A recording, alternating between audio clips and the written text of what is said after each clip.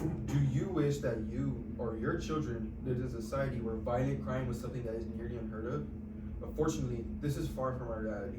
Our world will never be a perfect place, but we, as a society, can work together to rid this world of criminals who harm the innocent.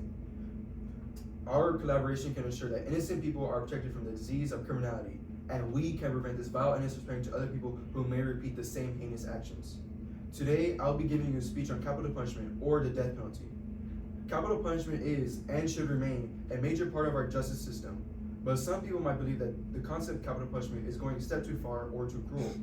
This form of justice ensures that criminals who harm the innocent people are not allowed to bring harm to society ever again, deters people from committing violent crimes, brings closure to families of victims, and it is our obligation as society to award a penalty that best fits the crime committed. For this speech, I have appointed a few key words to emphasize my main points. These words are the following: stability, incapacitation, and closure. The first reason I have provided is stability. By this, I am referring to the obligation a government has to maintain a society by keeping the peace. In the article, Public Order, by the Practical Guide to Humanitarian Law, states a responsible for defending public safety, whether it be limiting some of the rights of certain individuals in order to erase the risk of disturbing law and order. According to the article Retributive Justice by the Stanford Encyclopedia of Philosophy, those who commit certain kinds of wrongful acts, pragmatically serious crimes, morally deserve to suffer a proportionate punishment. With this, we can impose that a government has the right and obligation to award equal punishments to criminals. For example, if a man or woman murders another person, then they shall meet the same fate in a controlled manner at the hands of the state. To further reinforce this idea, the White House states the following on their article titled Restoring the Death Penalty and Protecting Public Safety. The government's most solemn responsibility is to protect its citizens from abhorrent acts, and will not tolerate efforts to stymie and eviscerate the laws that authorize capital punishment against those who commit horrible acts of violence against American citizens. This proves to us that even modern governments, like the United States government, have decided that capital punishment is the right course of action to take when it comes to certain offenses that involves violence towards innocent citizens. If a criminal who has committed heinous acts is let to walk freely among society where they could commit the same crimes they were previously incarcerated for, what does that say about the people in charge of the prisons and government? In short, it is the responsibility of a government to take any sensible measure in order to prevent rampant crime in a society, even if it comes to suppressing the criminals at hand. The second reason I have provided is incapacitation. Incapacitation means make someone capable of carrying out certain actions. This correlates to the capital punishment through making criminals who are being executed unable to commit any more heinous crimes or influence others to do the same. Now, I know what some of you might be thinking. Why not throw them into a life sentence? Surely they will be cut off from society, rendering them capable of being the dangerous person they are, right? This argument, however, has potential flaws in it. For example, the article The Death Penalty as Incapacity by Mara Stith McLeod addresses this argument with the following statement. While life imprisonment without parole, though it may reduce the risk to society at large, concentrates the risk of future violence on fellow prisoners and unarmed prison guards. These alternatives, therefore, do not represent the straightforward choice scholars have suggested. This goes to show that violent criminals may still choose to carry out their violent tendencies even when it may be difficult to do so. How can one do harm when they aren't alive anymore?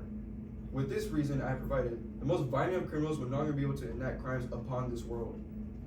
To recap, the death penalty's ability to incapacitate or prevent criminals from harming the others who so happen to be around them is a major factor to consider when it comes to deciding if capital punishment is the right course of action to take when punishing someone for their violent offenses. The final reason I stated is closure. If you had a loved one who happened to be a victim of violent crime, how would you feel knowing that their killer was allowed to live, with the memory of the crime still residing within them? Wouldn't you want them to suffer the same fate your loved one did?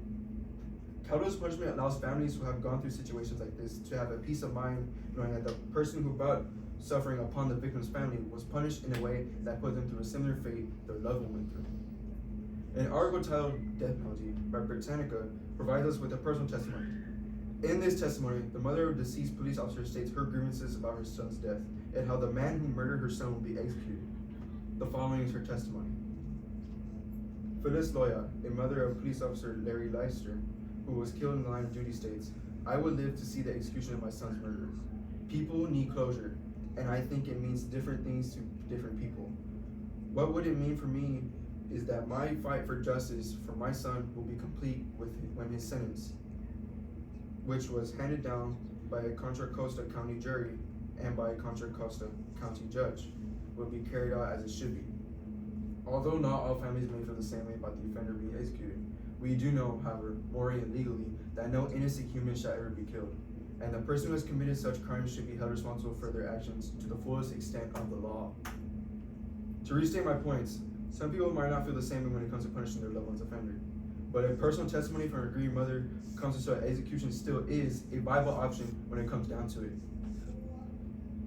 Capital punishment can be the right way to punish certain people who pose a risk to society. Some governments and families of victims can vouch that the concept is the right course of action to take.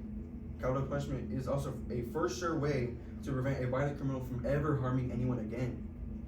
If you ever start feeling that death penalty may be a necessary form of punishment, remember that no innocent person deserves to be a victim of a violent crime. And when a real perpetrator is found, they shall be held accountable for the severity of their crimes. With that being said, criminals should receive equal punishments based on their offenses, and the law exists to keep us free from living in a world of chaos. Thank you.